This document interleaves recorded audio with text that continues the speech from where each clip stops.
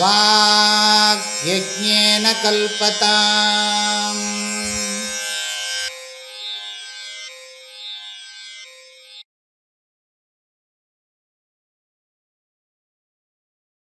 தக்ஷிணாமூர்த்திசுதேசிகேந்திரம் த்வைபாயனம் சூத்ரகிருதம் முனீந்திரம் ஸ்ரீசங்கரம் பாஷ்யகிருதம் யதீந்திரம் மத்தேஷிகஞ்சாபி நமாமி வித்யை. ஸ்ரீதத்ததேவம் ஹ்யவதூதஹம்சம் ஸ்ரீராமகிருஷ்ணஞ்ச சதாசிவேந்திரம் ஸ்வயம் பிரகாசாக்கியமுனிப்ரகாண்டம் அஸ்மத்குரூன் சந்ததமானதோஸ்மி.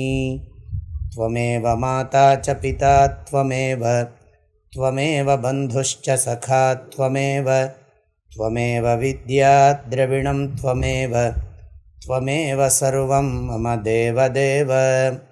ஓம் நமோ பிரம்மாதிப்யோ பிரம்ம வித்யா சம்பிரதாய கர்த்ருப்யோ வம்ச ரிஷிப்யோ மஹத்யோ நமோ குருப்யः. சர்வோபப்ளவரஹிதः பிரஜ்ஞானகணः பிரத்யகர்த்தோ பிரம்மைவாஹமஸ்மி. ஓம் ஸ்ரீஹரிம் பரமானந்தம் உபதேஷ்டாரமீஸ்வரம் வியாபகம் சர்வலோகானாம் காரணம் தம் நமாம்யஹம். அபரோக்ஷானுபூதிர்வை ப்ரோச்யதே மோக்ஷசித்தயே சத்பிரேவ பிரயத்னேன வீக்ஷணீயா முहुर्முहुः.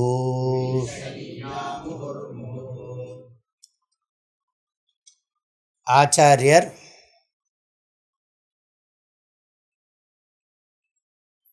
இந்த நூலை தொடங்குவதற்கு முன்பு ஈஸ்வர நமஸ்காரம், குரு நமஸ்காரம், சகுண பிரம்ம ஈஸ்வரனை வணங்கி அவர்தான் குரு ரூபமாகவும் இருக்கிறார்னு சொல்லி குருவையும் வணங்கி இந்த கிரந்தத்தை தொடங்குகிறார். இந்த 2வது ஸ்லோகத்தில் என்ன சொல்ல போகிறோங்கிறத சொல்கிறார். அபரோக்ஷானுபூதி புரோச்யதே. அபரோக்ஷானுபூதிங்கிறது இந்த சாஸ்திரத்துக்கு விஷயம். இந்த புஸ்தகத்துக்கு விஷயம் என்னன்னு கேட்டால் அபரோக்ஷானுபூதி விஷயம். அனுபூதினா ஞானம்னு சொல்லியிருக்கேன். அபரோக்ஷ அனுபூதின்னு சொன்னால் அபரோக்ஷ ஞானம்னு சொல்லியிருக்கேன். சாதாரணமாக அனுபூதிங்கிறதுக்கு அனுபவம் அப்படின்னு அர்த்தம். அனுபவங்கிறத ஆங்கிலத்தில் எல்லோரும் என்ன சொல்கிறாங்க? எக்ஸ்பீரியன்ஸ்னு சொல்கிறாங்க. அனுபவங்கிறத எக்ஸ்பீரியன்ஸ்னு சொல்கிறாங்க.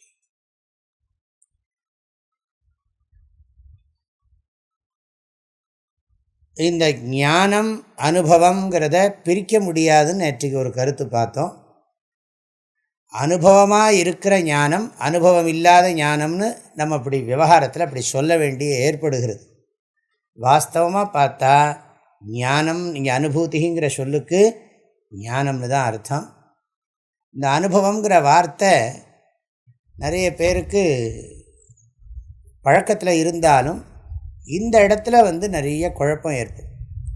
உதாரணமாக முக்கியமாக சொல்லணும்னா, சாஸ்திரம் படித்தா போராது, அனுபவத்துக்கு வரணும் அப்படிங்கிற ஒரு கருத்து. அது ரொம்ப பரவலாக இருக்குது. சாஸ்திரம் படித்தா போராது, அது அனுபவத்துக்கு வரலன்னா சாஸ்திரம் படித்து என்ன பிரயோஜனம்? ஆக சாஸ்திரம் படிக்கிறதுனால அனுபவம் வராது. இதுதான் விஷயம். சாஸ்திரம் படிக்கிறதுனால அனுபவம் வராது. சாஸ்திரம் படிக்கிறது தனி, அதுக்கப்புறம் உட்காந்து சமாதி தியானமெல்லாம் பண்ணினாத்தான் அனுபவம் வரும். இதுதான் நிறைய பேருடைய கருத்து. நிறைய பேர் அதுக்கு தான் ஓட்டு போடுவாங்க. ஏன்னா உண்மை அப்படி தான் இருக்குது. எல்லாருக்கும் அப்படி தான் தோன்றுறது. சாஸ்திரம் படித்ததுனால நமக்கு அனுபவம் வந்துடாது. வெல்லம்னு சொன்னதுனால தித்திப்பை அனுபவிக்க முடியுமா? அது மாதிரி சாஸ்திரம் படித்ததுனால நமக்கு என்ன சொல்கிறது, சாஸ்திரம் அனுபவத்தை கொடுக்காது, அனுபவத்துக்கு தனியாக நாம் முயற்சி பண்ணணும் அப்படிங்கிறது பெரும்பாலானவருடைய அபிப்பிராயம். நம்ம என்ன சொல்கிறோம், சாஸ்திரம் என்ன சொல்லுகிறதுன்னு கேட்டால், சாஸ்திரம் சாஸ்திரமே அனுபவத்தை பற்றி தான் பேசுகிறது. சாஸ்திரம் பேசுகிறதே எதை பற்றி பேசுகிறது, அனுபவத்தை பற்றி தான் பேசுகிறது. ஆக அனுபவத்தை பற்றின அறிவைத்தான் கொடுக்கறதே தவிர சாஸ்திரம் படித்த பிறகு ஸ்பெஷலாக எக்ஸ்பீரியன்ஸ் கிடையாது.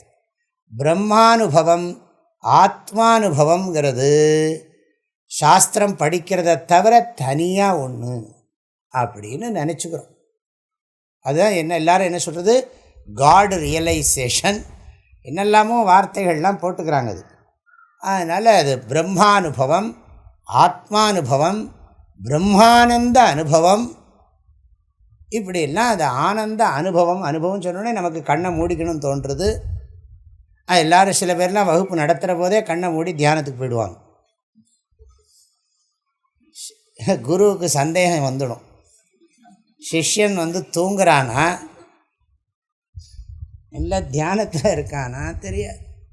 நிறைய வகுப்பில் இவங்க அப்படி ஆன்மீகத்தில் தேடலோடு இருக்காங்களா ரொம்ப, அதனால் தேடலோடு முன்னாடி உட்காந்துக்கிறாங்க. உட்கார்ந்த உடனே நம்ம சொல்ல சொல்ல இந்த உடல் நான் அல்ல, மனம் நான் அல்லன்னு கண்ணை மூடின்னு விடுறார். அப்படின்னு உடனே நான் அது தூய உணர்வு அப்படின்ன உடனே அப்படியே பேசாமல் இருக்கு. அப்புறம் என்ன சொல்கிறார், அந்த நேரம் வந்ததுங்க அப்புறம் போயிடுத்துங்க. நீங்கள் பாடம் நடத்துகிற நேரம் அந்த அனுபவம் நீங்கள் சொல்ல சொல்ல நான் அப்படியே கண்ணை மூடினேன். கண்ணை மூட எனக்கு அந்த அனுபவம் வந்தது. அதுக்கப்புறம் என்ன ஆச்சுன்னா, நீங்கள் அதுக்கப்புறம் திடீர்னு ஜோக் அடிச்சிட்டிங்க. திடீர்னு ஏதோ ஒரு கருத்தை சொல்லி ஜோக் அடிச்சிங்களா, உடனே அந்த அனுபவம் போயிடுது. அப்படி சொன்னால் வாஸ்தவம் தான், வந்திருக்கும் போயிருக்குமா இருக்கும். அதனால் என்ன பண்ணேன், நான் ரொம்ப நாள் படிச்சுட்டேங்க, இன்னும் அந்த அனுபவம் வரமாட்டேங்கிறது. உங்களுக்கு அனுபவம் வந்திருக்கா? இத்தனை வருஷமாக பாடம் நடத்தின்னு இருக்கீங்களே, உங்களுக்கு அந்த பிரம்மா அனுபவம் ஆத்மா அனுபவம் வந்திருக்கா? நான் உங்கள்கிட்ட கேட்கணும்னு நினைக்கிறேன் அப்படின்னு. அப்போ எதுக்கு இது சொல்கிறோன்னா, இந்த பிரம்மானுபவம் ஆத்மானுபவம் ரொம்ப ஒரு முக்கியமான மகா வாக்கியம் சொல்கிறேன். அயம் ஆத்மா பிரம்ம, அயம் ஆத்மா பிரம்ம. இது ரொம்ப முக்கியமான ஒரு மகா வாக்கியம், மாண்டூக்கிய உபனிஷத்து. இந்த ஆத்மா பிரம்மன். என்ன சொல்கிறோம், அனுபவிச்சுருக்கிற ஒரு விஷயத்தை கவனிக்காமல் இருக்கும். நம்ம எப்பவும் அனுபவிச்சுருக்கிற விஷயம், சொல்லப்போனால் அதுவாகவே இருக்கிற விஷயம், நாம் அதுவாகத்தான் இருக்கோம். அதுவாக இருந்தாலும் நாம் அதுவாக அதுங்கிறதே தப்பு. ஆனாலும் வேறு வழி இல்லாமல் சொற்கள் கிடைக்காமல் முழிக்கிறோம். ஆகையினால அதுவாகத்தான் இருக்கோங்கிறது, அது என்ன பண்ணுறதுன்னா, நான் அதுவாகத்தான் இருக்கேன் அப்படிங்கிறத கவனிக்கும்படி பண்ணுறது தான் சாஸ்திரமே தவிர, சாஸ்திரமே அனுபவத்தில் இருக்கிற விஷயத்தை பற்றி பேசுறது. அபரோக்ஷ அனுபவத்தில் அபரோக்ஷம்னா என்ன அர்த்தம், தெரிஞ்சிருக்கிற ஒன்று. அபரோக்ஷ ஞானம் பரோக்ஷ ஞானம் ரெண்டையும் போட்டுக்கோங்க. பரோக்ஷ ஞானம் அபரோக்ஷ ஞானம். பேரின்பம் இருக்கிறது, பேரின்பம் இருக்கிறது, அது பரோக்ஷ ஞானம். பேரின்பமாக இருக்கிறேன், அது அபரோக்ஷ ஞானம். பேரின்பமாக இருக்கிறேன் என்பது அபரோக்ஷம். அந்த இருக்கிறது பேரின்பமாகத்தான் இருக்கிறது அப்படிங்கிறது அபரோக்ஷமாக இருக்கிற ஆனந்தத்தை சாஸ்திரம் சொல்லுது. அதனால் என்ன நீங்கள் புரிஞ்சுக்கணும்னா, சாஸ்திரம் படித்ததுக்கு பிறகு அனுபவத்துக்கு முயற்சி பண்ணக்கூடாது. அனுபவத்துக்கு முயற்சி பண்ணக்கூடாது. ஒரு விஷயத்துக்கு நீங்கள் முயற்சி பண்ண வேண்டி இருக்கும். இது அழகாக ஒருத்தர் சொன்னார். ஒரு ஒரு ஒரு இதில் சொல்லியிருக்காங்க. நம்ம எல்லாரும் என்ன நினைக்கிறோம்,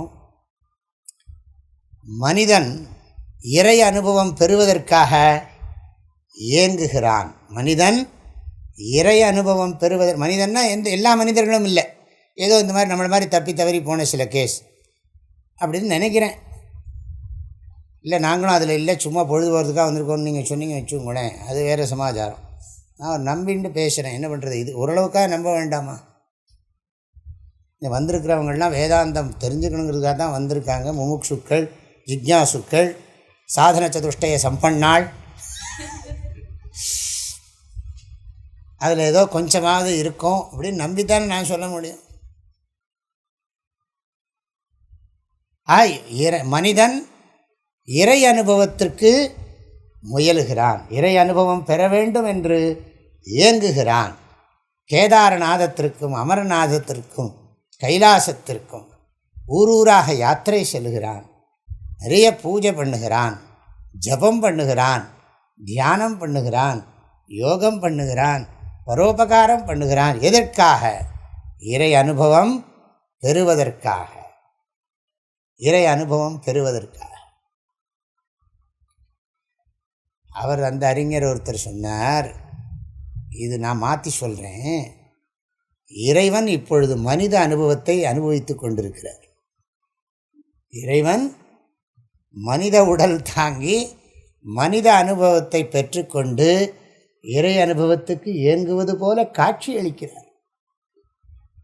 காட்சி யோசிச்சுட்டே இருக்கணும் அது.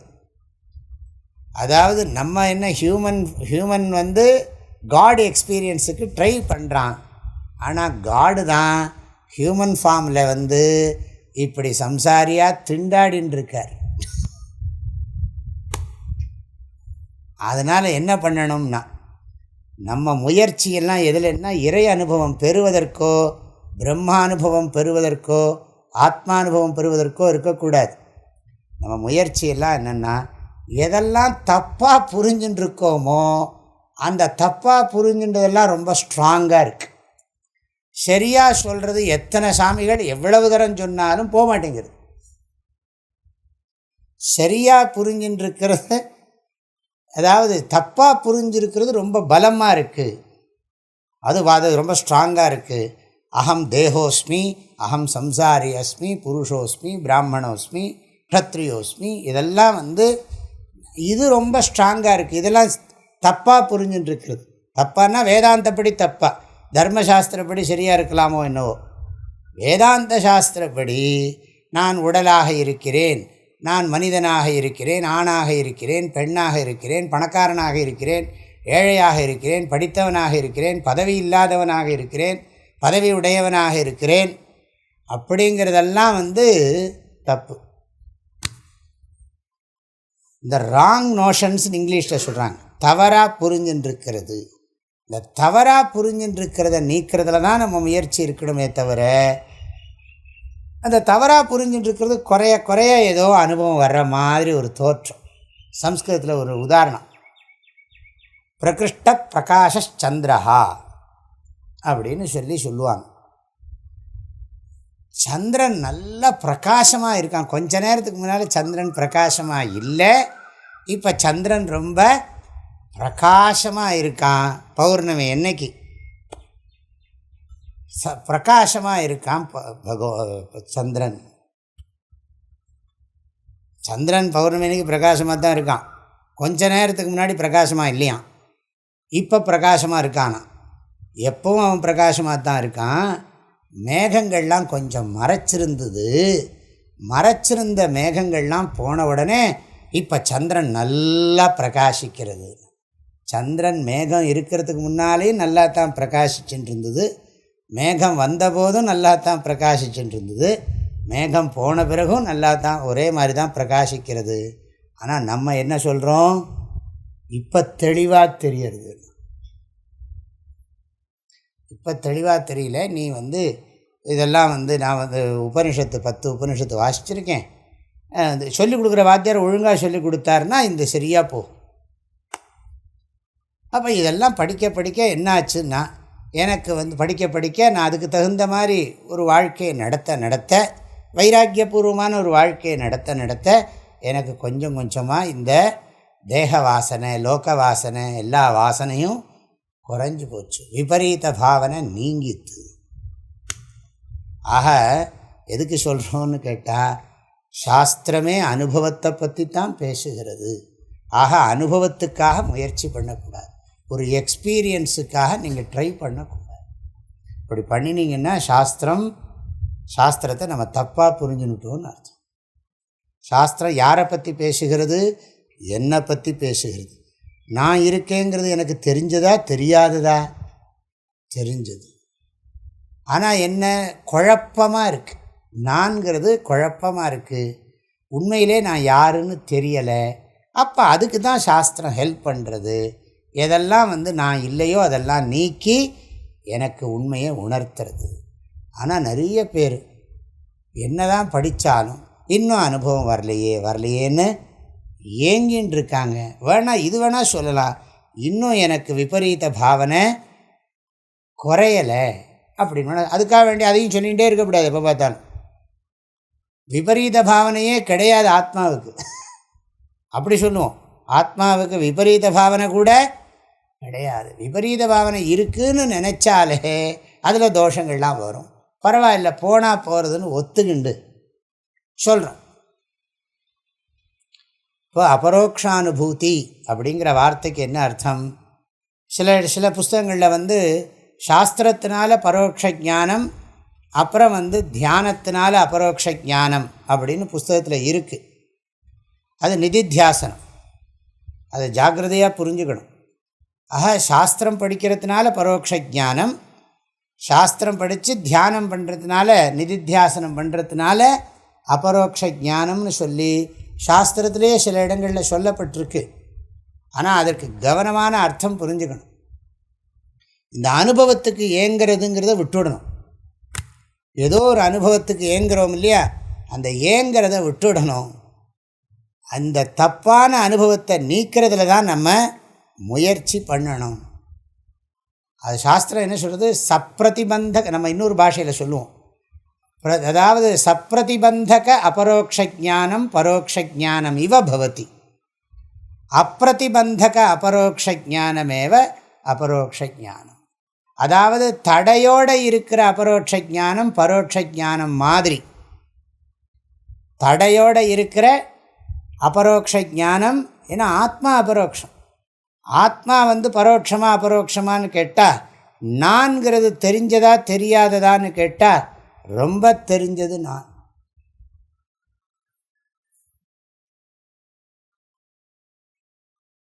ஆக இதை நம்ம படிக்க வகுப்பில் நிறைய தெரிஞ்சுக்கத்தான் போகிறோம்.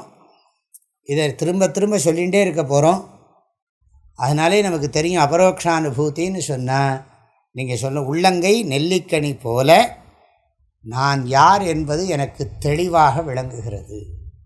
நான் இந்த வரையறைகளுக்குட்பட்டவன் அல்ல. நான் உடலாலும் உள்ளத்தாலும் வரையறுக்கப்பட்டவன் அல்ல. உதாரணம் எடுத்துப்போம். இப்போ இந்த புஸ்தகத்தை வெளிச்சத்தில் தான் நான் பார்க்குறேன். புஸ்தகத்தை வெளிச்சத்தில் பார்க்குறேன். வெளிச்சம் எல்லா பக்கமும் இருக்குது. வெளிச்சம் எல்லா பக்கமும் இருக்குது. லைட் ஒரு இடத்துல இருக்குதுன்னு சொல்லாதீங்க, சொல்லக்கூடாது. இப்போ வெளிச்சம்தான் முக்கியம் நமக்கு. இந்த பல்பை பற்றியெல்லாம் பேச்சு கிடையாது. எக்ஸாம்பிளில் எது வியாபகமாக இருக்கோ அதை எடுத்துட்டுருக்கேன். வெளிச்சம் வியாபிச்சிருக்கு. இங்கே நம்ம அத்தனை பேர் உடம்பையும் வெளிச்சம் வியாபிச்சிருக்கு, புஸ்தகத்தையும் வியாபிச்சிருக்கு. புஸ்தகத்தினுடைய ஒரு பகுதியாக வெளிச்சம் இல்லை. இந்த கையை சொல்லுவேன், அதுக்கு பதிலாக புஸ்தகத்தை சொல்கிறேன். புஸ்தகத்தினுடைய ஒரு பகுதியாக, புஸ்தகத்தில் எங்கேயோ ஒரு ஓரத்தில் இருக்கோ வெளிச்சம், நம்ம உடம்பில் எங்கேயோ ஒரு ஓரத்தில் உட்கார்ந்து வெளிச்சம் இருக்கோ, ஒரு பகுதியாக வெளிச்சம் இல்லை.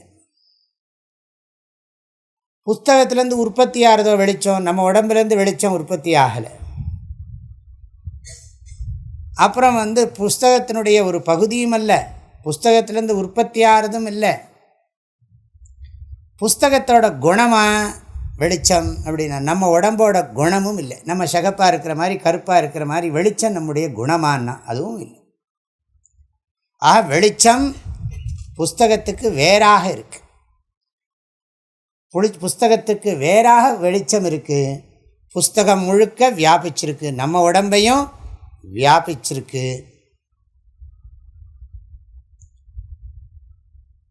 புஸ்தகம் இல்லாமலும் வெளிச்சம் இருக்கும். நம்ம இந்த ஹாலை விட்டு போயிட்டா கூட வெளிச்சம் இருக்கும். நான் கையை உதாரணமாக சொல்லிகிட்டு இருந்தேன். இப்போ புஸ்தகத்தை எடுத்ததுக்குனால கொஞ்சம் வித்தியாசமாக உங்களுக்கு தோணும், அவ்வளோதான். ஆனால் புஸ்தகத்தில் இருக்கிறத பார்க்கணும்னா வெளிச்சம் தேவை. நம்ம உடம்பை விளக்கிறதுக்கு வெளிச்சம் தேவை. இந்த கை உதாரணமே எடுத்துப்போமே. கையில் வெளிச்சம் தெரிகிறது. இந்த ரெண்டு கைக்கு நடுவில் வெளிச்சம் இருக்கா இல்லையா? வெளிச்சம் இருக்குது. இந்த கையில் வெளிச்சம் கையிலனுடைய குணம் இல்லை, ப்ராப்பர்ட்டி இல்லை. வெளிச்சம் கையிலிருந்து உற்பத்தி ஆகலை. வெளிச்சம் கையில் எங்கேயோ ஒரு பக்கம், ஒரு சுண்டு விரல்லையோ ஆள்காட்டி விரல்லையோ மேலே எங்கேயோ ஒரு பக்கம் வெளிச்சம் அங்கேருந்து லைட்டு அடிக்கிறது அப்படின்னு சொல்ல முடியாது. வெளிச்சம் கைக்கு வேறாக இருக்குது. வெளிச்சம் கையை வியாபிச்சிருக்கு. வெளிச்சம் கையை விளங்கும்படி செஞ்சுட்டுருக்கு. கையை எடுத்துட்டாலும் வெளிச்சம் இருக்கும். ஆனால் கை விளங்குறதுக்கு வெளிச்சம் தேவை மாதிரி இருக்கு. வெளிச்சத்துக்கு கை தேவையா, கைக்கு வெளிச்சம் தேவையா? உங்களுக்கு தான் வெளிச்சம்.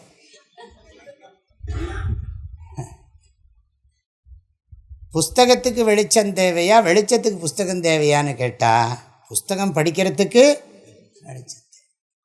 அது மாதிரி இந்த நான்னு சொல்கிறோமே, இந்த நான்னு சொல்லக்கூடிய உணர்வு என்பது இந்த கான்ஷியஸ்னஸ். இந்த கான்ஷியஸ்னஸ் உணர்வு என்பது புரியறதா இல்லையா? சொல்கிற போதே புரியறதா இல்லையா? நீங்கள் கிளாஸில் சொன்னது போது புரியலேன்னு சொன்னால் என்ன பண்ண முடியும்? தொடர்ந்து கேட்கணும். புரியலைன்னா திரும்ப திரும்ப கேட்கணும். கண்டாக்டர் மாதிரி தான். இப்போ தெரியுதா? இப்போ தெரியாதுன்னு கேட்குறாங்க இல்லையா கண்டாக்டரில்? அது மாதிரி தான். அது மாதிரி என்ன அபரோக்ஷானுபூதி கிளாஸ் எடுத்து இப்போ தெரியுதா? சரி. விவேக சூடாமணி இப்போ தெரியுறதா? இல்லை, கொஞ்சம் தெரிகிற மாதிரி இருக்கு. இந்த கண்ணு தெரியுது, இந்த கண்ணு தெரியல. அப்புறம் உபனிஷத்து கிளாஸ் தெரியறதா, இப்படி தெரியறதான்னு கேட்டு கடைசியில் என்னென்னா இப்போ சரியாக கிளியராக தெரியுது. கீழே இருக்கிற எழுத்தெல்லாம் கூட என்னால் படிக்க முடியுது. அப்போ ஓம் பவர் இவ்வளவு எழுதிவிடு. அது மாதிரி எதுக்கு சொல்கிறோம்? இந்த நான்கிற அந்த உணர்வுங்கிறது இருக்குது. இந்த உணர்வுங்கிறது உடலினுடைய குணம் அல்ல, உடலினுடைய உள்ளத்தினுடைய குணம் அல்ல. நான் என்கின்ற உணர்வானது உடலினுடைய உள்ளத்தினுடைய குணம் அல்ல. நான் என்கின்ற உணர்வானது உடலிலிருந்தும் உள்ளத்திலிருந்தும் உற்பத்தியாவதல்ல. நான் என்கின்ற உணர்வு உடலிலும் உள்ளத்திலும் உற்பத்தியாவதல்ல. நான் என்கின்ற உணர்வு உடலிலோ உள்ளத்திலோ ஒரு பகுதியில் இருப்பதும் அல்ல.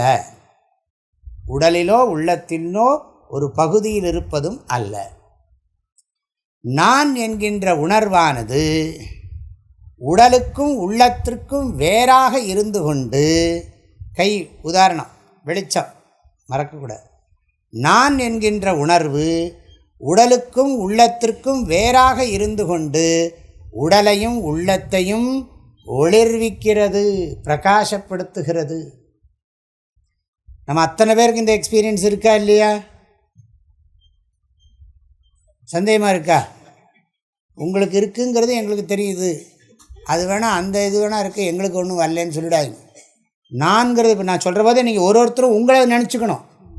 இப்போ நான் சுவாமி சொல்கிறார், அவர் தான் சொல்கிறாரு போட்டிருக்க அப்படின்னு நினச்சிக்காங்க. ரொம்ப நேரம் கழித்து நீங்கள் அப்படியே இருக்கீங்க அப்படின்னு என்ன கேட்டு விடக்கூடாது.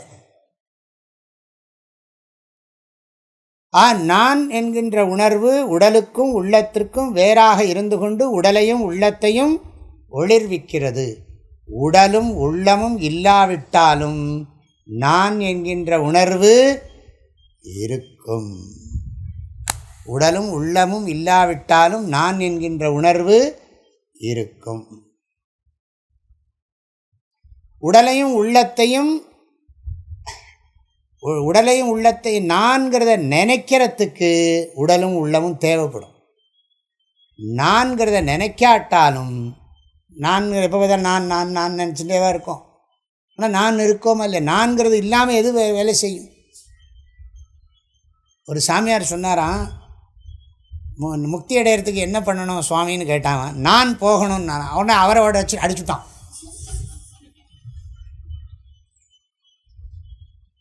அவரை அடிச்சுட்டான்.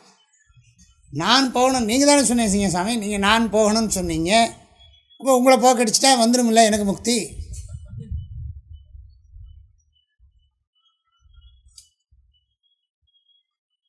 இப்போ இது புரியுறது உங்களுக்கு? இது அபரோக்ஷமா பரோட்சமா? இல்லை, ரொம்ப நேரம் கழித்து விடிய விடிய ராமாயணம் கேட்டுங்க மாதிரி. இது அபரோக்ஷமா பரோட்சமானு கேட்டால் என்ன சொல்கிறது? அபரோக்ஷம். அப்போது எதுக்கு இதை சொல்கிறேன்னா, இந்த நான் என்பது இப்போ நம்ம அத்தனை பேருக்கும் இந்த நான்கிறது இருக்கா இல்லையா? ஆனால் உங்கள் நான், என் நான், அவர் நான், அவங்க நான்லாம் வேறு வேறு கிடையாது. ஒரே நான் தான் இருக்குது. ஒரே நான் தான் பல்வேறு உள்ளங்களாகவும் உடல்களாகவும் காட்சியளிக்கிறது. நம்ம ஆழ்ந்து உறங்குற போது தூக்கத்தில் நான் இருக்கா இல்லையான்னா, மனசு தூங்கின்னு இருக்கிறதுனால நான்கிறத நினைக்க முடியாது, நான்கிறத பேச முடியாது. ஆனால் நான் இருக்கிறேன். ஆழ்ந்த உறக்கத்தில் நான் இருக்கிறேன். நான் இருக்கிறேங்கிறது என்ன ஆதாரம்? முழிச்ச பிறகு நான் பழையபடியும் ஆரம்பிச்சுக்கிறேன்.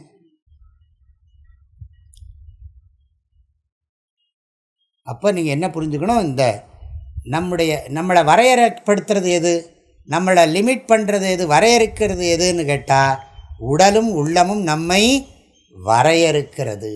உடலாலும் உள்ளத்தாலும் நாம் வேறுபடுகிறோம், உணர்வால் நாம் வேறானவர்கள் அல்ல. உடலாலும் உள்ளத்தாலும் நாம் வேறுபடுகிறோம். ஆனால் இந்த வேறுபாடு தற்காலிகமாக தோன்றியது. வேறுபாடை நீக்கிவிடலாம். ஞாபகம் வச்சுக்கணும், இதை அறிவால் மட்டுமே செய்ய முடியும். இதை ஸ்பெஷலாக அனுபவிக்க முடியாது. சில பேர் சொல்கிற மாதிரி நான் பார்த்துட்டே, இப்போ நான் சங்கராச்சாரியர் படத்தை பார்த்துட்டே இருந்தேன். பார்க்க அப்படியே அந்த வடிவம் கரைஞ்சி போச்சு.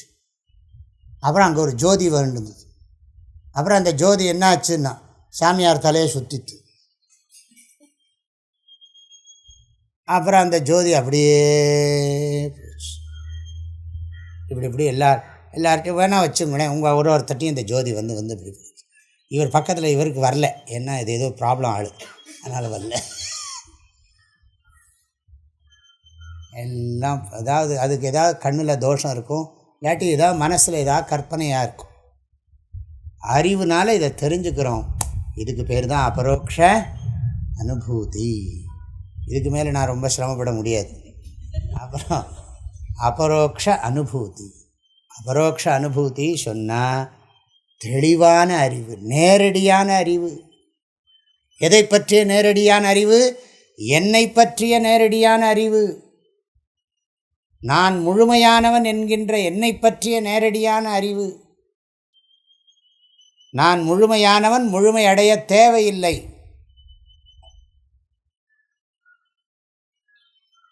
ஆக இந்த சாஸ்திரத்துக்கு விஷயம் என்னன்னா அபரோக்ஷ அனுபூதி. இப்போ இதை படிக்க படிக்க என்ன ஆகும்னு கேட்டால், அந்த அபரோக்ஷ ஞானத்தை இந்த புஸ்தகத்தில் இருக்கிற ஸ்லோகங்கள்லாம் நமக்கு உணர்த்திக்கிட்டே இருக்கும். நான் முழுமையானவன், பூரணமானவன் என்கின்ற அறிவை எனக்கு தெளிவாக நேரடியாக உணர்த்தி கொண்டே இருக்கும். அதனால் நீங்கள் திரும்ப திரும்ப சொல்லிகிட்டே இருப்பேன். இதை நீங்கள் பார்த்து புரிஞ்சுக்கோங்க. அபரோக்ஷ அனுபூதி, அபரோக்ஷ ஞானம். நல்லா புரிஞ்சுக்கிற வரைக்கும், அதாவது இந்த லட்டு நேற்றுக்கு சொன்னேன், லட்டு எப்படி இருக்குன்னா இப்படி இருக்குது அப்படி இருக்குதுன்னு சொல்கிற போது என்னது, அது அனுபவம். இப்போ தமிழில் அப்படி ஒரு வார்த்தை இருக்குது, பழக்கத்தில் இருக்குது. அதாவது படித்து சும்மா புஸ்தகம் படித்து தெரிஞ்சுக்கிறதுக்கு பேர் நூலறிவு. அனுபவித்து வர்ற அறிவுக்கு பேர் பட்டறிவுன்னு பேர். அனுபவித்து வர்ற அறிவுக்கு பேர் பட்டறிவுன்னு பேர். இது பட்டுன்னு இருக்கிறத பற்றின அறிவு. ஆகையினால பட்டறிவை பற்றின அறிவு. இப்போ திருக்குறளில் நிறைய குறள்லாம் இருக்குது, சில குறள் பாக்கள்லாம் இருக்குதுன்னு வச்சுங்களேன். அதெல்லாம் நம்ம படித்து தெரிஞ்சுக்கிறோம். சிலதெல்லாம் வள்ளுவர் சொன்னதெல்லாம் அந்தந்த சூழ்நிலைக்கு தகுந்த மாதிரி நமக்கு புரியும். அந்த சூழ்நிலையில் புரிகிற போது அப்போ ஓஹோ இதைத்தான் திருவள்ளுவர் சொல்லியிருக்கார் அப்படின்னு புரியும். அதெல்லாம் விவகாரம், ஆத்மாவை தவிர அனைத்து மற்ற விஷயங்களில். ஆனால் ஆத்மாங்கிற விஷயம் அப்படிப்பட்டது இல்லை. இது நூலறிவு இல்லை, பட்டறிவை பற்றின நூலறிவு. அதை பட்டறிவை ஆக்கிக்கணும், அவ்வளோதான். நூலறிவு பட்டறிவு ரெண்டையும் சேர்த்து சொல்கிறது உண்டு. நூலறிவும் பட்டறிவும் இணைந்தால் அது நுண்ணறிவாகிறது. நூலறிவும் பட்டறிவும் இணைந்தால் அது நுண்ணறிவாகிறது. நோக்கரிய நோக்கு, நுணுக்கரிய நுண்ணுணர்வு. அப்போ அபரோக்ஷ அனுபூதி, அபரோக்ஷானுபூதிர்வை. வைங்கிறது என்னத்துக்கு சொல்கிறேன்?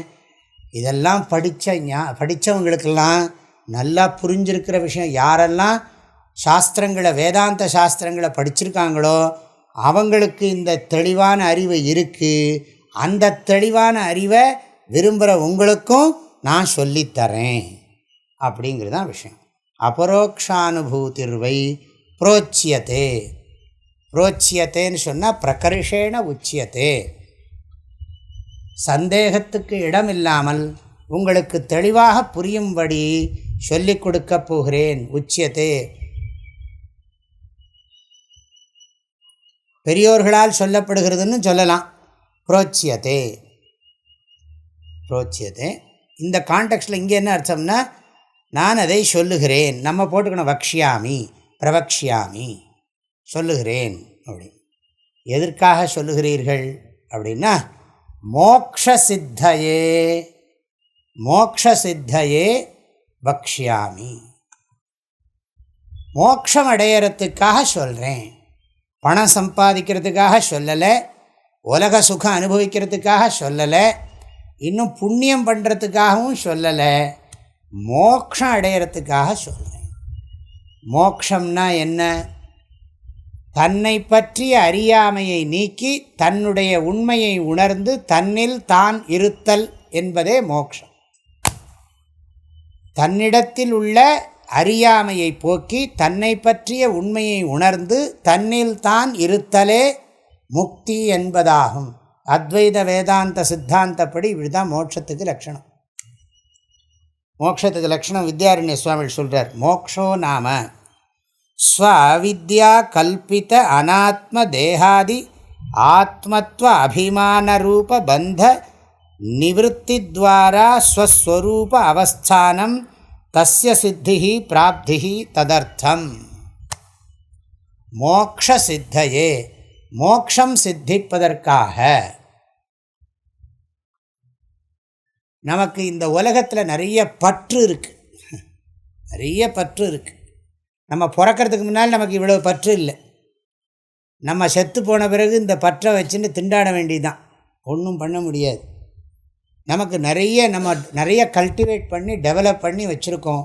அம்மா கிட்ட பற்று, அப்பா கிட்ட பற்று. அன்புன்னெல்லாம் சொல்லாதீங்க, அதெல்லாம் அப்புறம் பேசிப்போம்.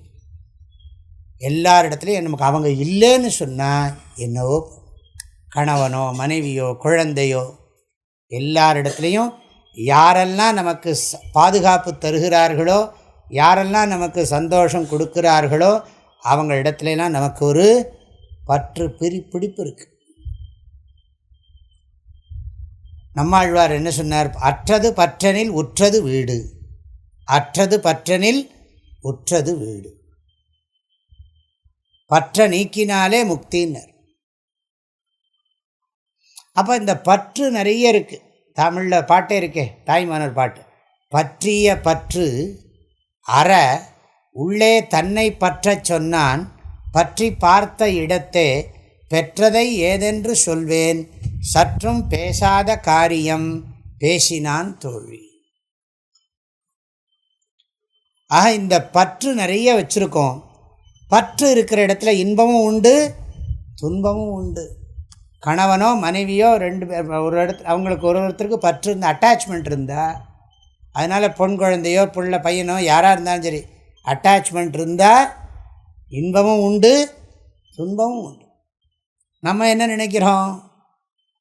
எல்லாம் இன்பமாகவே இருக்கணும். துன்பம், சின்ன துன்பத்தை கூட நம்மளால் தாங்கிக்க முடியல. அப்போ இந்த எதுக்கு சொல்கிறேன்? மோட்சத்தை பற்றி சொல்லும் பொழுது, மோட்சம்னு சொன்னால் இதில் இருக்கிற இந்த இன்ப துன்பத்திலேருந்து நம்ம விடுபடணும்னா பற்ற விடணும். இதில் இருக்கிற பற்ற விடணும். பற்ற எதனால் விட முடியும்னா அறிவினால தான் விட முடியும். இந்த அபிமானத்தை அறிவினால தான் விட முடியும். அபிமானம்ங்கிறது சம்ஸ்கிருத பதம். அதெல்லாம் அந்த அற்றது பற்றனில் உற்றது வீடுங்கிறதுக்காக இந்த விளக்கம் சொன்னேன். மோக்ஷம்னா என்ன? மோட்சம் அடையிறது அப்படின்னு சொன்னால் அப்சல்யூட் பீஸ். அதாவது என்ன சொல்கிறது? Inner freedom. என்ன இருந்தாலும் சரி, என்ன எத்தவத்தை செய்தாலும் ஏதவஸ்தைப்பட்டாலும் முக்தர் மனம் இருக்கும் மோனத்தே சொல்கிறாங்க இல்லையா? ஒரு உதாரணம், படகு நீரில் இருக்கலாம், நீர் படகில் இருக்கக்கூடாது. நாம் உலகத்தில் இருக்கலாம், உலகம் நமக்குள்ளே இருக்கக்கூடாது. அதனால் நம்ம எல்லாம் உள்ள தனியாக இருக்கிற போது எல்லாம் ஞாபகத்துக்கு வருதுன்னு வச்சுக்கோங்க. கணவனோ மனைவியோ குழந்தையோ எல்லாம் இவங்க என்ன போகிறானோ தெரியலையே, இவனுக்கு மார்க்கே கிடைக்கலையே, இவனுக்கு அப்புறம் மார்க் கிடச்சி கொடுத்துனா வேலை கிடச்சி கொடுத்துன்னு வச்சுக்கோங்களேன். வேலை கிடைக்கணுமே, வேலை கிடைச்சா நல்ல பொண்ணாக அமையணுமே, நான் நினைக்கிற மாதிரி அமையணுமே, எல்லாம் அந்த மாதிரிலாம் யோசிக்க ஆரம்பிப்போம். தனியாக இருக்கிற போதெல்லாம் இப்படிலாம் வந்ததுன்னு வச்சுங்களேன். அதுக்கு வேறு தனியாக இருக்கிற போது தனியாக இருக்க வேண்டாமோ? தனியாக இருக்கிற போது தான் அப்படியே மைண்டு அப்படியே ஓடும், அங்கே இங்கேயும் சுற்றும். மனசுக்குள்ளே சுதந்திரம் இல்லை. வெளியில் இருக்கிற இப்போ நம்ம இந்த உடம்பை காப்பாற்றுறதுக்காக ஒரு இடம் நமக்கு ஒரு ரூம் தேவைப்படுறது, தங்கிறதுக்கு சாப்பாடு தேவைப்படுறது, துணி தேவைப்படுறது. இதில் இருந்தெல்லாம் நாம் விடுதலை அடையணும்னு அவசியம் இல்லை. இது உடம்பு இதெல்லாம் சார்ந்துருக்கு. ஆனால் மனசுக்குள்ளே நிம்மதியாக இருக்க கற்றுக்கலாமே. ஆனால் நிறைய பேரால் அது முடியல. என்ன, நிறைய ஆசைகளை வளர்த்துன்றதுனால வள்ளுவர் சொன்னார், ஆறா இயற்கை அவா நீப்பின் அந்நிலையே பேரா இயற்கை தரும். அவா அறுத்தல்னு சொல்லியிருக்கார். ஆறா இயற்கை அவா. இந்த ஆசை அடங்கவே அடங்காதான்.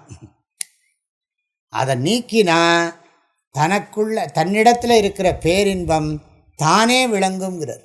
ஆறா இயற்கை அவா நீப்பின் அந்நிலையே பேரா இயற்கை தரும். மோக்ஷ சித்தையே. மோக்ஷம்னா நாம் நம்மக்கிட்ட அவைலபிளாக இருக்கிறது.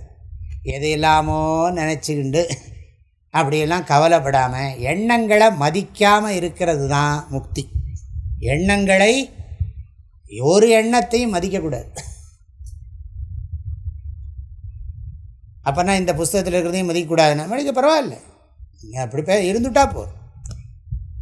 எண்ணங்கள்லேருந்து நம்மளுக்கு விடுவிக்கிற எண்ணம் தானே இதெல்லாம். எண்ணங்களை மதிக்கவே கூடாது. நம்முடைய உள்ளத்தில் தோன்றுகிற எண்ணங்களை நாம் மதித்தோமானா நாம் நம்ம இடத்துல இல்லை, அந்த எண்ணங்களோடு சேர்ந்துட்டோம். அது என்ன நல்ல எண்ணமாக இருந்தாலும் சரி, கெட்ட எண்ணமும் வேண்டாம், நல்ல எண்ணமும் வேண்டாம், எந்த எண்ணங்களோடையும் நமக்கு தொடர்பு கிடையாது. அப்படி இருக்கணும். ஆனால் முடியாது. எதையாவது நினச்சிட்டே இருப்போம். தூங்கிறது கூட முடியாது. நிறைய பேரால் தூங்கிட்டு இருக்கிற போது எதையாவது நினச்சிட்டே இருப்போம். அது இப்போ அபரோக்ஷானுபூதி வேணுமா வேண்டாமான்னா, மோட்சம் அடையணும்னா என்ன பண்ணணும்னா தன்னை பற்றி தான் தெரிஞ்சுக்கிட்டு தேவையில்லாததெல்லாம் தூக்கி எறியறது. மோட்சங்கிறதுக்கு ரெண்டு அர்த்தம் இருக்குது. ஒன்று விடுபடுறதுன்னு ஒரு அர்த்தம் இருக்குது, விடுறதுன்னு ஒரு அர்த்தம் இருக்குது. விடுபடுறதுன்னா என்ன அர்த்தம்? இந்த பிரச்சனைகளில் இருந்தெல்லாம் ரிலீவ் ஆகிறது, விடுபடுறதுன்னு அர்த்தம். சம்சாரத்திலேருந்து விடுபடுறதுன்னு அர்த்தம். இன்னொரு அர்த்தம் என்னென்னு கேட்டால், அதாவது துன்பத்துக்கு காரணமான அறியாமையை விடுறதுன்னு, கிவ் அப். அதுக்கு பேர் மோட்சம்னு. உண்மையை உணர்ந்தால் பொய்யை நாம் விட வேண்டியது தானே. நான் யார் என்கின்ற உண்மையை நான் உணர்ந்தால் பொய்யான நானை விட வேண்டியதுதானே. நான் இந்த உடம்பு மனசு புத்திங்கிறது பொய்யான நான். இந்த இவைகளுக்கெல்லாம் ஆதாரமாக இருக்கிற உணர்வு நான்கிறது உண்மையான நான். உண்மையான நான் என்பதை உணர்ந்து விட்டால் பொய்யான நான் என்பதை விட்டுவிடத்தானே வேண்டும். இந்த பொய்யான உண்மையான நானை தெரிஞ்சிக்காததுனால தானே பொய்யான நானை உண்மையான நான் தெரிஞ்சுக்கிட்டு கஷ்டப்படுறோம். புரியுதா? உண்மையான நானை தெரிஞ்சிக்காததுனால தான் பொய்யான நானை போய் இந்த நானைங்கிற இது எந்த இலக்கணத்தில் வரும்னு கேட்கக்கூடாது. நம்ம இலக்கணம் இது. நானைன்னு சொல்லலாமா என்னைன்னு சொல்லலாமா? என்னை தான் சொல்லணும். ஆனால் அதை விட இது ரொம்ப மனசில் பதியுங்கிறதுக்காக வேண்டி சொல்கிறோம். பாரதியார் சொன்னார் இல்லையா, நான் எனும் பொய்யை நடத்துவோன் நான்னார். நான் எனும் பொய்யை நடத்துவோன் நான். இந்த நான் பொய் நான், அதாவது வரையறைக்குட்பட்ட உடல் மனம் புத்தி இவைகளால் குறுகி இருக்கிற இண்டிவிஜுவாலிட்டி, இந்த தனித்தன்மை போலி நான். எங்கும் நீக்கமர நிறைந்திருக்கிற தன்மை உண்மை நான். உண்மை நானை உணர்ந்து பொய்யான நானை நீக்கிறது தான் மோட்சம். பொய்யான நானை நீக்கிட்டா எனக்கு சுகமும் இல்லை துக்கமும் இல்லை. சகிதமான சுகம் இல்லை, துக்க சகிதமான சுகம் இல்லை. எனக்கு ஸ்வரூப சுகம்தான். நான் எதையும் எதிர்பார்க்கிறதே கிடையாது. அப்படி நான் இல்லை. இந்த உண்மையை உணர்ந்தவன் எதையும் எதிர்பார்க்கறது இல்லை. மோக்ஷ சித்தையே. மோக்ஷ சித்தையேன்னா முக்தியின் பொருட்டு. முக்தியின் பொருட்டு.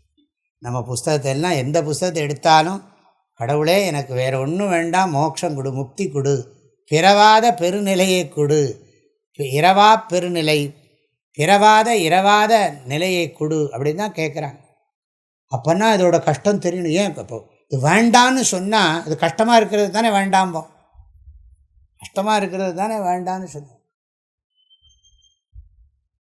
அப்போ என்னென்னா இந்த உடம்பில் இருந்துட்டு நம்ம நல்லதை மாத்திரம் அனுபவிக்கணும்னு நினைக்கிறோம். என்ன பண்ணுறது? நல்லா வேர்க்கடலை சாப்பிட்டுட்டு இருக்கிற ஒரு பூச்சிக்கடலை வர்ற மாதிரி ஏதாவது ஒரு நொந்துடும். நல்ல வேர்க்கடலை அழகாக எடுத்து சாப்பிட்டுட்டு இருக்கிற போது திடீர்னு ஒரு சொத்த கடலை உள்ளே போயிடுச்சுன்னா அவ்வளவுதான்.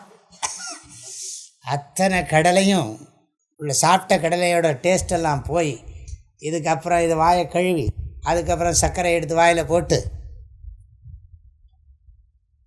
எவ்வளோ கஷ்டம் வரும். அது மாதிரி வாழ்க்கையில் எல்லாம் கேட்டு பாருங்க. பிரைம் மினிஸ்டர்கிட்ட, ஆர் யூ ரியலி ஹாப்பி? ஏன் சுவாமி இதெல்லாம் ஞாபகப்படுத்துறீங்க? இப்போ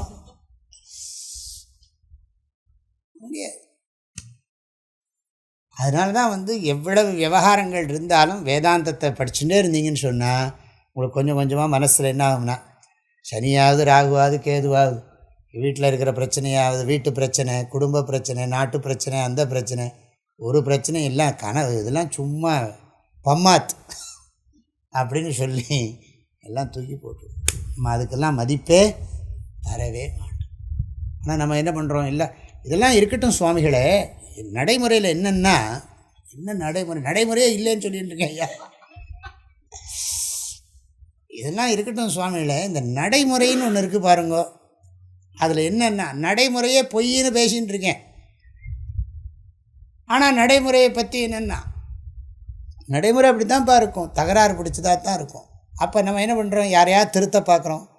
கணவன் மனைவியை திருத்த பார்ப்பதும், மனைவி கணவனை திருத்த பார்ப்பதும், ரெண்டு பேரும் திருந்தாமல் போவதும், இவங்க ரெண்டு பேரும் சேர்ந்து குழந்தையை திருத்த பார்ப்பதும், குழந்தை இவங்களை திருத்த பார்க்குறதும், இதெல்லாம் நடக்காது. அது மோக்ஷம் நம்ம இடத்துல தன்னிடத்தில் தான் இருக்கிற ஸ்வஸ்ததா, ஸ்வரூப அவஸ்தானம் மோக்ஷகாங்கிறார் ஆதிசங்கரர். ஸ்வரூப அவஸ்தானம் மோக்ஷா. சாதாரணமாக என்ன சொல்லுவாங்க? உயிர் கடவுளை அடையிறதுக்கு பேர் முக்திம்பாங்க. உயிர் கடவுளோடு ஒன்றி போயிட்டா முக்திம்பாங்க. அது அது ஏதோ நடக்கணும். தியானத்தில் இதெல்லாம் பண்ணி பழகின பிறகு, செத்து போன பிறகு இந்த உடம்பில் இருக்கிற உயிரானது சூட்ச்ம சரீரத்தையும் அழிச்சுட்டு அந்த உயிர் எங்கே போய் சேரும்? அந்த உயிர் இறைவனிடத்தில், இறைவன் எங்கே இருக்காருன்னு, எங்கும் நீக்கமர நிறைந்திருக்கிறார்னு, அது உயிரோடு இருக்கிற போது மாத்திரம் இருக்கும், இந்த உடம்போடு இருக்கிற போது அடைய முடியாதா? உடம்பு போனப்புறம்தான் அடைய முடியுமா? உடம்போடு இருக்கிற போதே அறிவால் பெறுவது, உடல் இருக்கும் பொழுதே அறிவால் முக்தியை பெறுவது.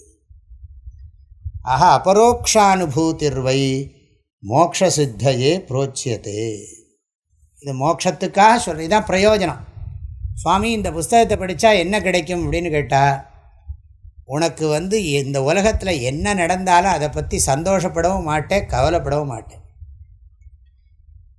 ஒரு பாடல் இருக்குது கைவல்ய நவனியத்தில், சென்றது கருதார் நாளை சேர்வது நினையார். இதுதான் சென்றது கருதார் நாளை சேர்வது நினையார், கண்முன் நின்றது புசிப்பார், வெயில் நிலவாய் விண் விழுது வீழ்ந்து பொன்றின சவம் வாழ்ந்தாலும் புதுமையா ஒன்றும் பாரார். அதுதான் மோட்சம். அந்த பாட்டுக்காரர் சென்றது கருதார்னா என்ன அர்த்தம்? நடந்ததை பற்றியே நான் ஞாபகம் வச்சுங்க. நீங்கள் உங்கள் கல்யாணம் நிச்சயதார்த்தத்தன்னைக்கே எனக்கு நடந்ததெல்லாம் இன்னும் மறக்கலை. கல்யாணத்துக்கு நிச்சயம் பண்ணுற அன்னைக்கு என்னெல்லாம் நடந்தது, உங்கள் அம்மா என்ன பேசினாங்க, அதெல்லாம் நாங்கள் எப்படி ஏற்றுக்கிட்டோம், சமாளித்தோம் தெரியுமா? அன்னையிலேருந்து அதெல்லாம் நான் மறக்கலை. அது அப்படி இழுத்து போட்டுருந்தா என்ன பண்ணுறது? இவருக்கு என்னென்னா இன்றைக்கி காலம்பரை என்ன நடந்தது, மத்தியானம் என்ன நடந்ததுன்னு கேட்டால் அதெல்லாம் எதுக்கு நினைக்கணும், முடிஞ்சு போச்சு. சென்றது கருதார், நாளைக்கு என்ன வரப்போகிறதோ தெரியல, பூகம்பம் வரப்போகிறதாமே, வரவிட்டுமே. நாளை சேர்வது நினையார், நாளைக்கு என்ன வரப்போகிறதுங்கிறத பற்றி நினைக்கிறது இல்லை. கண்முன் நின்றது புசிப்பார், கிடைச்சதை சாப்பிடுவார். கண்முன் நின்றது புசிப்பார், வெயில் அதுக்கு நம்ம என்ன கண்முன் நின்றது புசிப்பார்னா என்ன அர்த்தம்னா, கிடைச்சதை சாப்பிடுவார். இது அங்கே கிடைக்கும், அந்த ஹோட்டலில் ரவா தோசை, இந்த ஹோட்டலில் இது கிடைக்கும், அப்படி இப்படிலாம் கஷ்டப்பட மாட்டார். கண்முன் நின்றது புசிப்பார். வெயில் நிலவாய், சூரியன் சந்திரன் மாதிரி ஆயிடுத்து, சந்திரன் சூரியன் மாதிரி ஆயிடுத்துன்னு வச்சுப்போம். ஓஹோ, அது ஒன்று புதுமையாக ஒன்றும் பாரு. வெயில் நிலவாய் விண் விழுந்து ஆகாசம் பாதி உடஞ்சி கீழே விழுந்துடுது. பொன்றின சவம் வாழ்ந்தாலும், பொன்றின சவம்னா செத்துப்போன பணம் உழைச்சுன்னு கொடுத்து திடீர்னு, பொன்றின சவம் வாழ்ந்தாலும் புதுமையாக ஒன்றும் பாரு. அது ஒன்றும் புதுசாக நினைக்க மாட்டான். நன்று தீது என்னார், இது நல்லது இது கெட்டது, நாடு இப்படி போயிட்டுருக்கே சுவாமி, என்ன கதிக்கு போகிறதோ தெரியலையே அப்படின்னு அது கெடுதலை பற்றி நினைக்குது. இதெல்லாம் நல்லது, இதெல்லாம் கெடுதல், இது நல்லதெல்லாம் பண்ணுற அப்படி சொல்லி அதெல்லாம் நினைக்க மாட்டாங்க. நன்று தீது என்னார். உங்களுக்கு தோணும் என்ன செவுராது, ஒரு உணர்ச்சியும் இருக்காதா அப்படின்னா. உணர்ச்சியெல்லாம் இருக்கும், ஆனால் அது நிலை இல்லாததுங்கிறதுனால. எதுவுமே நிலை இல்லையே, மாறிக்கிட்டே இருக்கே, மாறிக்கிட்டு இருக்கிறத போய் எதுக்கு நான் பிடிச்சிக்கணும்?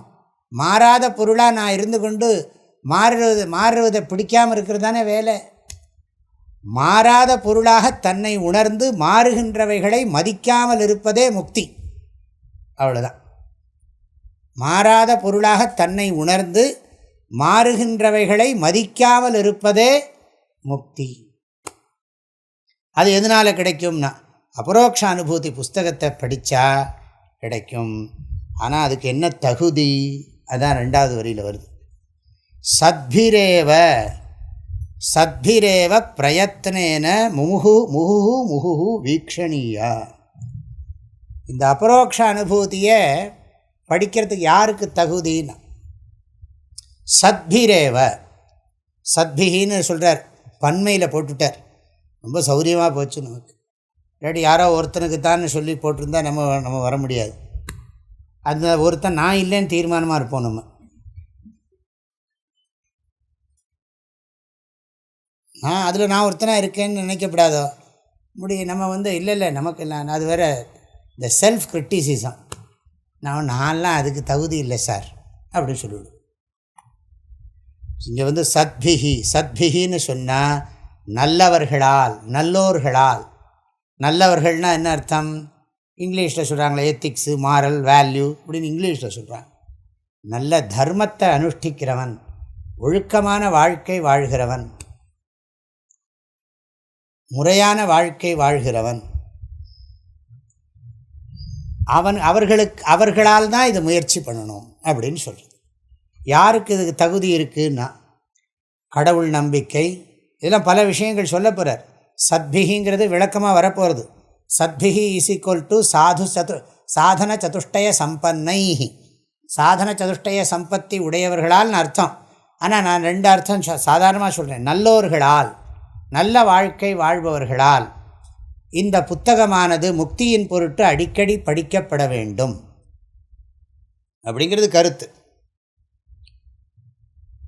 அப்புறம் நீங்கள் சாதன சதுஷ்டய சம்பத்திங்கிறதையும் போட்டுக்கலாம். அதாவது மற்ற இதுக்கெல்லாம் இப்போ மற்ற துறைகளுக்கெல்லாம் உங்களுக்கு மாரல் வேல்யூஸ் எல்லாம், இப்போ ஒரு மினிஸ்டர் ஆகணுன்னா மாரல் வேல்யூஸ்லாம் வேணுமா? இப்போ நம்ம தேசத்தில் ஒரு மினிஸ்டராக இருக்கணும், இதாக இருக்கணும், இதெல்லாம் மாரல் எத்திக்ஸ் எல்லாம் இதெல்லாம் கோட் ஆஃப் கான்டாக்டாக அதெல்லாம் சரியாக இருக்கணும். அப்போ ஒரு ஒரு ஒரு பதவிக்கு தகுதிங்கிற போது அதெல்லாம் சொல்கிறாங்களே தவிர நடைமுறையில் நிறைய சிக்கல் இருக்குது. இப்போ ஒரு மேக்ஸ் ப்ரொஃபஸராக இருக்கணும்னா அவர் வேல்யூஸ் எல்லாம் ஃபாலோ பண்ணணும் அப்படின்னு சொல்லுவோமா? அவருக்கு மேக்ஸ் தெரிஞ்சிருந்தால் போதும், மேக்ஸை டீச் பண்ணால் போதும், அவ்வளோதான் சொல்லுவோம். சயின்ஸ் டீச்சருக்கு சயின்ஸ் தெரிஞ்சிருந்தால் போதும். அவர் எப்படி இருக்கார், அவர் குடிக்கிறாரா, அவர் பணத்தை கண்டபடி வேறு விதமாக சம்பாதிக்கிறாரா, அதெல்லாம் நம்ம பார்க்க மாட்டோம். எனக்கு தேவை பாடம், அந்த பாடத்தை அவர் சொல்லி கொடுத்தா போதும். ஆனால் இங்கே அப்படி இல்லை. இந்த படிப்பை சொல்லி கொடுக்குறவனுக்கும் ஒழுக்கம் இருக்கணும், படிக்கிறவனுக்கும் ஒழுக்கம் இருக்கணும். அதனால் மற்ற துறையில் அப்படின்னா ஸ்கூல் எஜுகேஷன், காலேஜ் எஜுகேஷனுக்கெல்லாம் வாத்தியாருக்கும் மாரல் வேல்யூஸ் இருக்கணும்னு அவசியம் கிடையாது, ஸ்டூடெண்ட்ஸுக்கும் இருக்கணும்னு அவசியம் கிடையாது. நம்ம முடிவு பண்ணி காட்டிட்டோமே நடைமுறையில், நடைமுறைப்படுத்தி காட்டியாச்சே, தேவையில்லைன்னு. ஆனால் நான் அந்த காலத்தில் நம்ம வெள்ளைக்காரன் பள்ளிக்கூடத்தில் நம்ம தொடங்கிறதுக்கு முன்னாடி நம்ம பாடம் என்ன இருந்தது? ஔவையார் இருந்தது. அறஞ்செய்ய விரும்பு, ஆறுவது சினம், இயல்வது கரவேல். அவங்க அப்போல்லாம் நம்ம பள்ளிக்கூடத்தில் பாடம் இந்த அகர முதல எழுத்தெல்லாம் ஆதிபகவன் முதற்றே உலகு, ஒழுக்கம் விழுப்பம் தரலான் ஒழுக்கம் உயிரினும் ஓம்பப்படும், இந்த மாதிரி புஸ்தகமெல்லாம் படித்தோம். இப்போ இதெல்லாம் பார்த்தோம்னா நம்ம இந்த மாதிரி பேசணும்னு வச்சுக்கோங்களேன், இந்த பையங்கள்லாம் ஒரு மாதிரி பார்க்குறான்.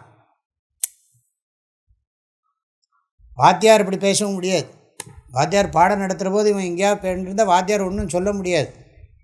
அவர் ஒன்றும் ஏதாவது சொன்னார்னா அப்புறம் வாத்தியார் நாளைக்கு பள்ளிக்கூடத்துக்கு வர முடியாது.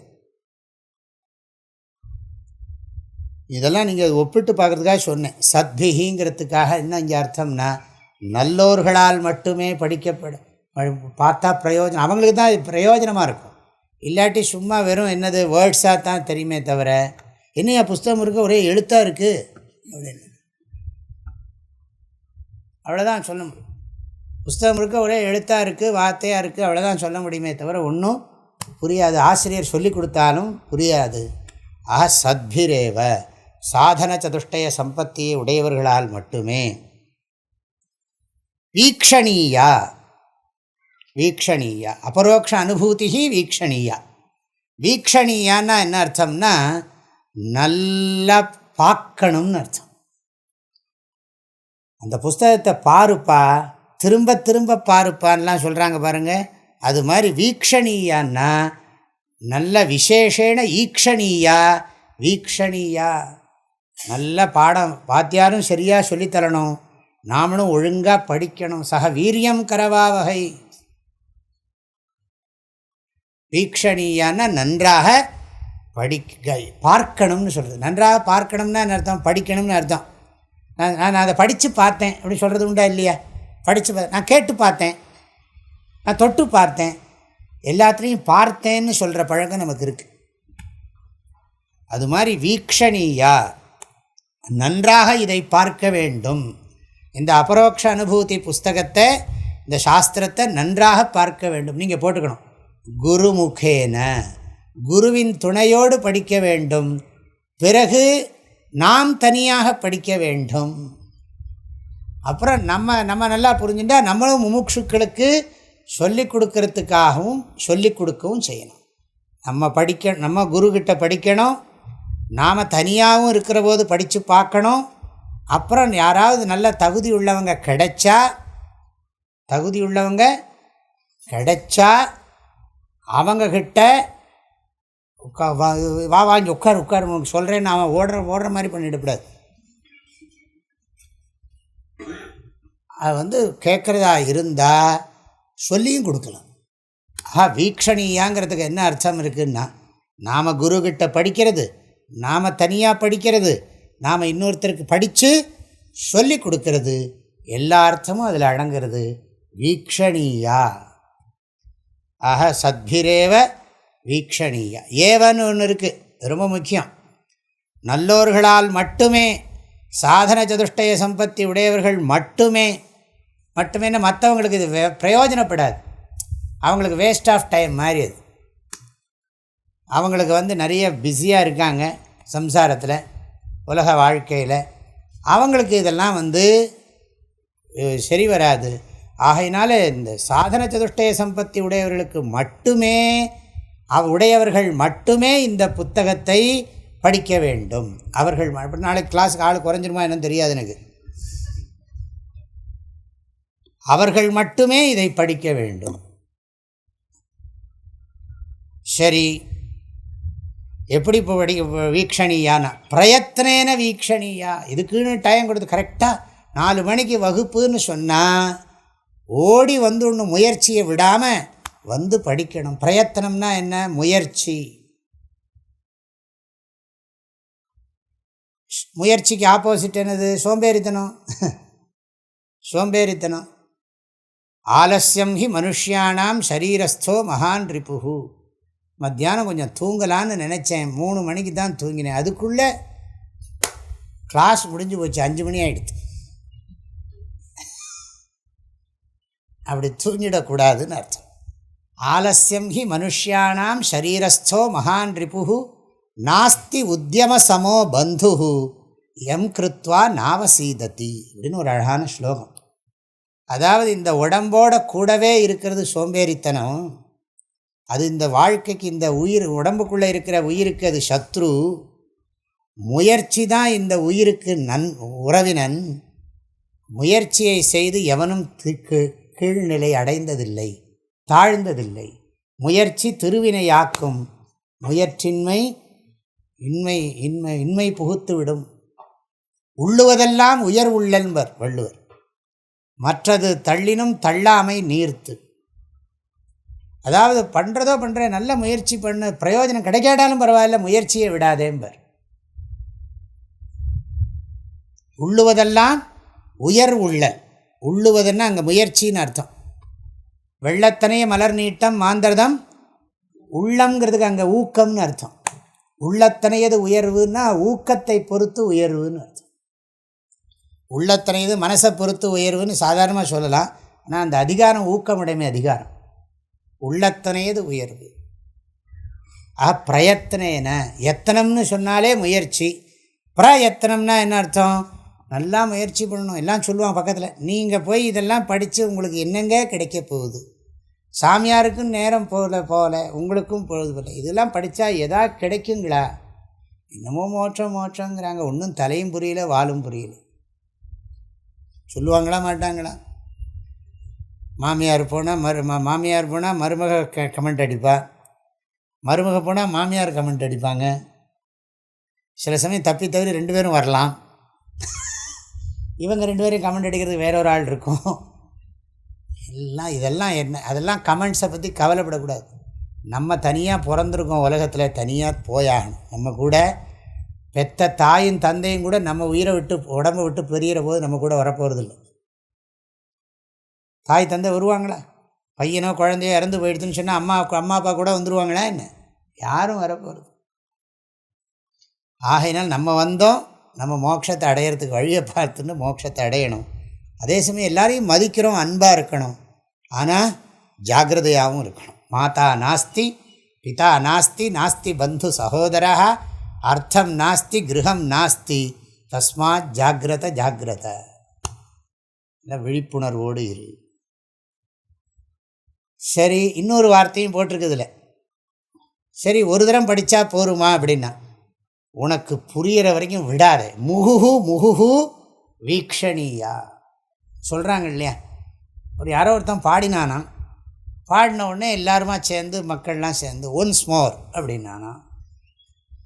அப்படின்ன உடனே திரும்பவும் பாடினான், திரும்ப ஒன்ஸ் மோர்னா. அவன் திரும்ப திரும்ப ஒன்ஸ் மோர்னோடனே இவனுக்கு சந்தேகம் வந்துடுது, என்னப்பா இந்த பாட்டு நான் அவ்வளோ நல்லாவா இருக்குது அப்படின்னு கேட்டானா.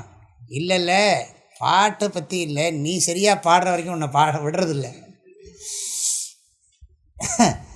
நீ சரியாக பாடுற வரைக்கும் நான் உன்னை விடுறதில்லைன்னு.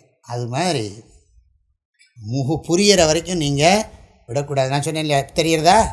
இப்போ இப்போ இப்போ மாதிரி முகுஹு முகுஹு ஈக்ஷணீயா. முகுஹு முகுஹுன்னா அடிக்கடின்னு அர்த்தம். அடிக்கடினா திரும்ப திரும்ப, புனఃப்புனஹா. ஏன்னா நமக்கு ரொம்ப ஸ்ட்ராங்காக இருக்கிறது இந்த இண்டிவிஜுவாலிட்டி, அகங்காரம், இந்த தனித்தன்மை. இந்த தனித்தன்மையை நம்ம வெளியில் எல்லாருக்கும் முன்னாடி நீக்க முடியாது. வெளியில் பார்த்தா நம்ம தனியாக தான் தெரியும். ஆனால் நமக்குள்ளே நாம் தனியான ஒரு ஆளுங்கிற எண்ணம் நமக்கு இருக்கக்கூடாது.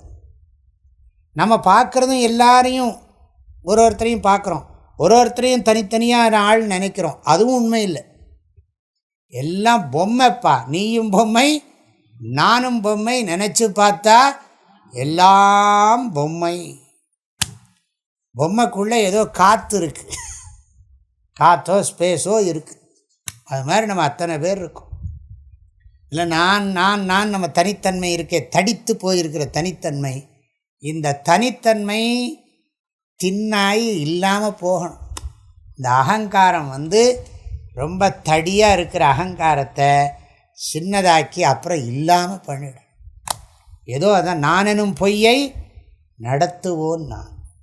இந்த பொய்யான நானை நடத்துகிற தர்மமாக நடத்திட்டு பேசாமல் இருக்கணுமே தவிர அஃபெக்ட் ஆகக்கூடாது. உலகத்தினுடைய எந்த நிகழ்ச்சிகளும் நம்மளை பாதிக்கக்கூடாது. அதுக்கு தான் இதுக்கு பேர் ஞான கவச்சம். ஞான கந்தசஷ்டி கவச்சம்லாம் இருக்குது, கந்தசஷ்டி கவச்சமெல்லாம் இருக்குது, மற்றதெல்லாம் இருக்குது. யாரோ இப்போ இன்னைக்கு கூட ஃபோன் பண்ணி கேட்டாங்க, இதுக்கு என்ன பண்ணுறதுன்னா கந்தசஷ்டி கவச்சம் படிங்கன்ட்டேன்.